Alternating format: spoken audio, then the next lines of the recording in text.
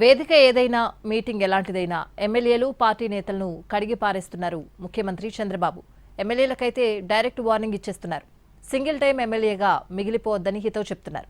బహిరంగంగానే సదరు ఎమ్మెల్యే చిట్టా మొత్తం చదివేస్తున్నారు.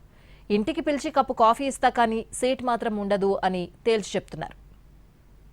మంత్రి చంద్రబాబు స్టైల్ పూర్తిగా మార్చేశారు. ఇది వరకు ఎమ్మెల్యే లేదా నేతలను ఒక మాట అనాలంటే 1కి 10 సార్లు ఆలోచించేవారు. పార్టీకి లేదా ప్రభుత్వానికి నష్టం జరుగుతుందా అని మదనపడేవారు. ఇప్పుడు అలాంటి పరిస్థితి ఏం లేదు. చెప్పాలనుకున్నది నేరుగా ముఖం మీదే చెప్పేస్తున్నారు.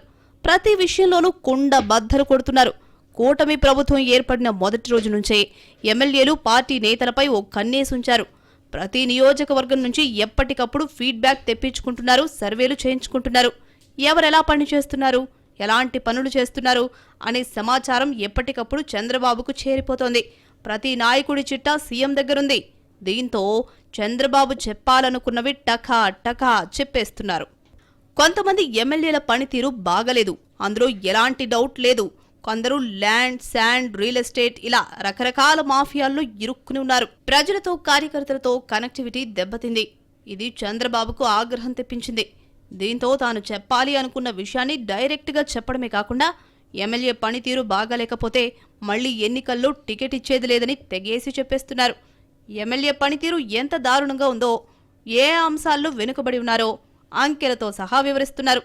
దీంతో ఎవరు పనిమంతులు, ఎవరు కాదు అనే విషయం క్లారిటీ వస్తోంది. సీఎం ఇలా మొహం మీదే చెప్పడానికి కూడా కొన్ని కారణాలున్నాయి. ఎమ్మెల్యేలు, నాయకుల విషయంలో చూసి చూడనట్లు వదిలేస్తే ఫలితం ఎలా ఉంటుందో చంద్రబాబుకు బాగా తెలుసు. 2019 ఎన్నికలు తనకు బాగా గుణపాఠమని చంద్రబాబు చాలా సందర్భాల్లో చెప్పారు కూడా. కార్యకర్తలను పట్టించుకోకపోతే వచ్చే ఫలితాలు ఎలా ఉంటాయో చంద్రబాబుకు మంచి అవగాహన ఉంది. అందుకే అలాంటి విషయాల్లో మొహమాటానికి పోవడం లేదు. చంద్రబాబు టార్గెట్ 2029 ఎన్నికలు ఖచ్చితంగా గెలవాల్సిందే. అందుకే కట్టు తప్పి వ్యవహరిస్తున్న ఎమ్మెల్యేలను ఎట్టి పరిస్థితుల్లోనూ సహించడం లేదు ముఖ్యమంత్రి.